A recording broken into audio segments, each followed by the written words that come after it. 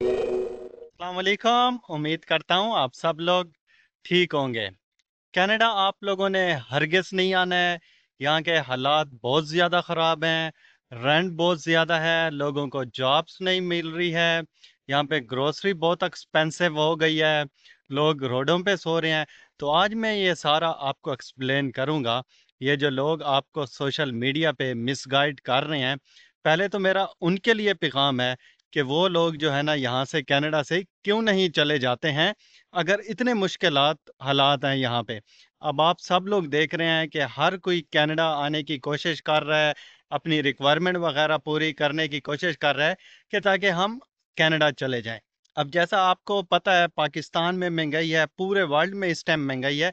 Inflation rate high है, depend करता है कहाँ पे 4%, 10%, 40%, डिफरेंट डिफरेंट हर जगह पे जो है ना हर चीज़ की प्राइस बढ़ी है। चाहे वो रेंट हो, चाहे ग्रोसरी हो, कुछ भी हो तो प्राइसें बढ़ गई हैं। लेकिन जो लोगों ने कनाडा के बारे में बताया हुआ है, वो तो सब भी गलत कह रहे हैं। ऐसा कुछ भी नहीं है यहाँ पे। यहाँ का आप लोगों को मैं एक्सप्लेन कर देता हूँ कि किन के लिए यहाँ पे थोड़ी बहुत मुश्किलात आ रही हैं। लेकिन पहले तो हम बात कर लेते हैं जॉब्स की। यहाँ पे किसको जॉब चाहिए? अगर वो कह रहा है कि मुझे कनाडा में जॉब नहीं मिल रही है, तो वो मुझे मैसेज करे, मैं उसको बताऊंगा कि इस टाइम कितनी ज़्यादा जॉब्स जो है ना वो ओपन हुई पड़ी हैं। सिर्फ आप जो है ना गूगल में सर्च मारें कि हमें जॉब चाहिए। वो डिपेंड ये करता है कि आपका स्टेटस कनाडा में क्या है। अगर आप यहाँ पे स्टूडेंट हैं तो स्टूडेंट को चाहिए होती है पार्ट टाइम जॉब्स। अब पार्ट टाइम जॉब्स जो है ना बहुत कम ही ओपन होती हैं। अगर कहीं उनको पार्ट टाइम जॉब मिल जाती है तो स्टूडेंट की टाइमिंग फिक्स होती है। वो कहते हैं कि हमें चाहिए मंडे ट्यूसडे वेनसडे नहीं चाहिए, हमें कोई कहता है थर्सडे फ्राइडे चाहिए, और कोई कहता है सैटरडे संडे चाहिए, और कोई कहते हैं कि हमें मंडे ट्यूसडे चाहिए। तो वो पूरे वीक में 20 घंटे यहाँ पे स्टूडेंट जो हैं वो काम कर सकते हैं, जो अभी आ रहे हैं। तो पहले यहाँ पे स्टूडेंट्स से वो यहाँ पे 40 आवर के लिए एलिजिबल हैं अप टू, वो यहाँ पे काम कर सकते हैं। तो बहुत सारे ऐसे स्टूडेंट हैं जो अमेजोन में काम कर रहे हैं, बाकी और वेयर हाउसों में काम कर रहे हैं, जो पूरा वीक काम करते हैं। तो उनको तो जॉब मिल जाती है। अब जो होते हैं पार्ट टाइम जॉब करने के लिए, क्योंकि वो अपनी कहते हैं कि हमें ये टाइमिंग है, इस टाइमिंग पे हम आपके साथ काम कर सकते हैं, बाकी जो हमारे पास टाइम है वो हम अपनी स्टडी के लिए जाएंगे।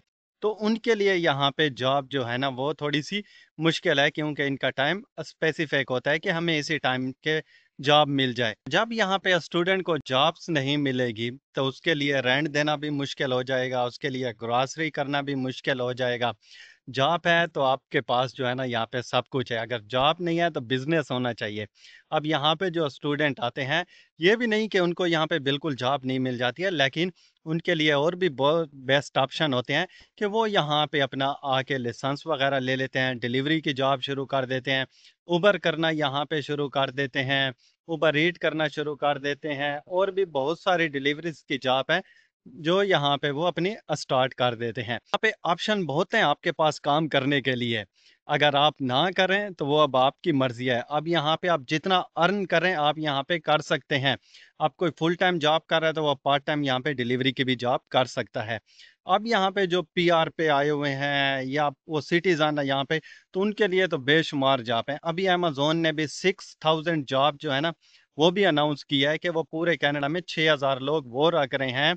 4 से 5 हजार लोग जो है ना कनाडा पोस्ट जो है ना उन्होंने कहा है कि हम लोग रख रहे हैं। तो इतनी ज़्यादा जॉब्स ओपन हुई पड़ी हैं। सिर्फ आप सर्च मारेंगे तो आपको पता चल जाएगा कि कितनी जॉब्स ओपन है। बाकी यहाँ पे जो सबवे है, टीटीसी हैं, ट्रांसपोर्ट वाले हैं, उन्होंने अनाउंस किया है, क्योंकि अभी तो कनाडा में हॉलीडेज़ का सीज़न आ रहा है। हॉलीडेज़ यहाँ पे होती है, इनकी क्रिसमस आती है, फिर छुट्टियाँ होती हैं। तो उसमें यहाँ पे जॉब बहुत ज़्यादा यहाँ पे होती है, और वो आपको पे रेट भी उस टाइम ज़्यादा देते हैं, ताकि लोग हमारे पास काम के लिए आए, क्योंकि रश बहुत ज़्यादा होता है। यहाँ पे लोग शॉपिंग वगैरह बहुत करते हैं, सेल लगती है, डिस्काउंट लगता है। तो इसीलिए एम्प्लॉयर बहुत ज़्यादा एम्प्लॉई रखता है कि ताकि जो है ना लोग को यहाँ पे भी काम चलता रहे और एम्प्लॉयर का भी काम होता रहे। मैं आपको बताता हूँ रेंट का। देखें यहाँ पे रेंट थोड़े बहुत तो ऊपर गए हैं, लेकिन उस हिसाब से यहाँ पे अगर आप देखें तो आपकी इनकम भी वो भी आप गई है। अब जैसे गवर्नमेंट ने यहाँ पे अनाउंस किया है कि आपको $16.50 जो है वो हम आपको पर आवर देंगे। पहले यहाँ पे मिलता था $15 थे, फिर साढ़े साढ़े 14 थे, 15 इन्होंने किए, 15 से अब उन्होंने कहा है 1 अक्टूबर से $16.5। मतलब इससे कोई भी एम्प्लॉयर यहाँ पे आपको कम नहीं दे सकता है, वो ज़्यादा देने का पाबंद है, इससे कम नहीं दे सकता है। वो अगर कोई कैश पे करता है तो वो तो एक अलग बात है, लेकिन जो यहाँ पे लीगल है वो काम कर सकता है, तो उसके लिए यहाँ पे ज़्यादा है। अब जैसे अमेज़न ने अनाउंस किया जॉब, तो वो $19 $20 के ऊपर हायरिंग कर रहे हैं। अब कनाडा पोस्ट है वो $20 22 पे हायरिंग कर रहा है। बाकी और ट्रांसपोर्ट वाली कंपनियां हैं वो अलग उन्होंने अपनी पे रेट बताया हुआ है। मतलब के $16.5 ओंटारियो को मैं बता रहा हूँ, बाकी और भी प्रोविंस है वहाँ पे भी ऐसे है, 16 है, 15.5 है। तो आपकी पे भी बढ़ा दिया। अब ठीक है, ग्रोसरी का रेट यहाँ पे थोड़ा सा ऊपर गया है, इतना ज़्यादा भी ऊपर नहीं गया है।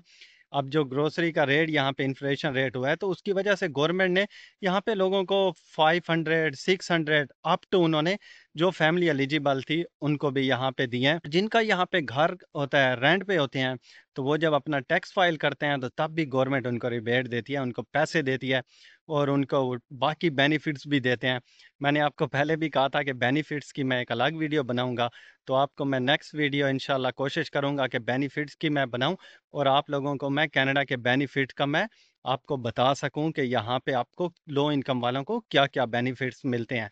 अब रेंट जैसे यहाँ पे था, 1 बेडरूम था, $1800 था, तो वो 2000 पे चला गया है। अब अगर 2 बेडरूम आपको मिलता है 21-2200 पे, तो वो 2300-2400 पे चला गया। लेकिन बेसमेंट के रेट ऑलमोस्ट वो सेम ही है, 50 या $100 शायद अब गया हो, लेकिन इतने ज़्यादा नहीं गए हैं।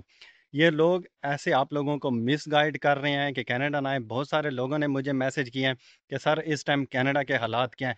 कनाडा के हालात बहुत ही ज़्यादा यहाँ पे अच्छे से हैं। आपको यहाँ पे जॉब की अपॉर्चुनिटी मिल जाती है, ग्रोसरी आपको मिल जाती है। ग्रोसरी की कोई इतनी ज़्यादा प्राइस नहीं बढ़ी है, थोड़ा बहुत तो हर जगह पे फ़र्क पड़ता है। अब मैं आपको एक एग्जांपल दूं, जैसे हम यहाँ पे दूध जो है ना वो लेते थे $6 का, अब वो हो गया $6.60। तो ऐसे 20 30 40 सेंट्स वो भी बढ़े हैं। लेकिन अभी प्राइम मिनिस्टर ने अनाउंस किया है कि यहाँ पे जो है कनाडा में ग्रोसरी के रेट वो कम करेंगे। उनकी मीटिंग हुई है, यहाँ पे सीईओ हैं, उनको बताया, उसने अपने जो मिनिस्टर हैं उनको भी बता दिया है कि यहाँ पे जितना हो सके आप लोगों को रेट्स जो है ना उनके लिए कम करें यहाँ पे ग्रोसरीज के। और रेंट का जैसे मैंने आपको बताया, जितना ज़्यादा आप यहाँ पे रेंट देते हैं और आप अपना टैक्स फाइल करते हैं तो आपको गवर्नमेंट वो भी पैसे वापस देती है। तो बाकी जो यहाँ पे आ जाते हैं, रेफ्यूजीज आते हैं, अपना यहाँ पे असाइलम वगैरह अप्लाई करते हैं, या जिनको होमलेस आप कह देते हैं, जिनका घर आगे पीछे कोई नहीं होता है, तो वो लोग रोडों पे रहते हैं। गवर्नमेंट यहाँ पे उनको रोडों पे भी नहीं रहने देती है। उनके लिए भी यहाँ पे उन्होंने हाउस वगैरह बनाए होते हैं, जगह बनाई होती है कि आप लोग जाएं और वहाँ पे रहें। लेकिन अब जिसको आदत तो बाहर रहने की, तो उसके लिए तो बंदा कुछ नहीं कर सकता है ना। अच्छा, काफ़ी लोग हैं जो ऐसे जो है ना वो मिस गाइड कर रहे हैं। अब इसमें से 100% में से अगर आप देखें 70% तो वो कनाडा में भी नहीं है। उनकी खुद कोशिश है कि हम कनाडा चले जाएं। बस वो यूट्यूब की वीडियो बनाते हैं, सब व्यूज़ के चक्कर में होते हैं या पता नहीं किस चीज़ के में, कि वो लोगों को मिस गाइड करते हैं और कहते हैं कि वहाँ पे सब चीज़ ऐसे इन्फ्लेशन रेट है, आप लोग वहाँ पे ना जाएं। अब जो 30% यहाँ पे रहते हैं वो भी ऐसे कुछ वीडियोज़ बना रहे हैं, लेकिन आप बाकी यूट्यूबर हैं उनको देखें, कोई ऐसे नहीं बता रहा होगा और आपको कहेगा कि यहाँ पे आपके लिए सब आसानी है। हाँ, थोड़ी बहुत तो मुश्किल होती है। जब आप शुरू में आते हैं तो आपको यहाँ पे शुरू में स्ट्रगल यहाँ पे करनी पड़ती है, तब फिर आप जाके आहिस्ता आहिस्ता सेट होते हैं। तो आप नई कहीं पे जगह भी जाएं, चाहे वो कनाडा हो, चाहे आप दुबई जाएं, कहीं पे भी जाएं, तो आपको स्ट्रगल करनी पड़ती है ना। अगर इवन कि आप पाकिस्तान में से किसी सिटी से दूसरे शहर भी जाते हैं, तो आपको तब भी वहाँ पे स्ट्रगल करनी पड़ती है। शुरू वाले दिन आपके जो इनिशियल डेज होते हैं वो आपके लिए थोड़े से मुश्किल गुजरते हैं।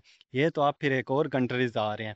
अब अगर ऐसे होता तो आप देखें कि कनाडा में कितने लोगों ने अप्लाई किया है और गवर्नमेंट यहाँ पे विजिटर वीज़े भी पाकिस्तानियों को दे रही है, बाकी लोगों को भी दे रही है, और भी इनके प्रोग्राम यहाँ पे ओपन है। लोगों को जो है ना वो वीज़े वगैरह दे रहे हैं, जॉब यहाँ पे मिल रही है, बेनिफिट यहाँ पे मिल रही हैं।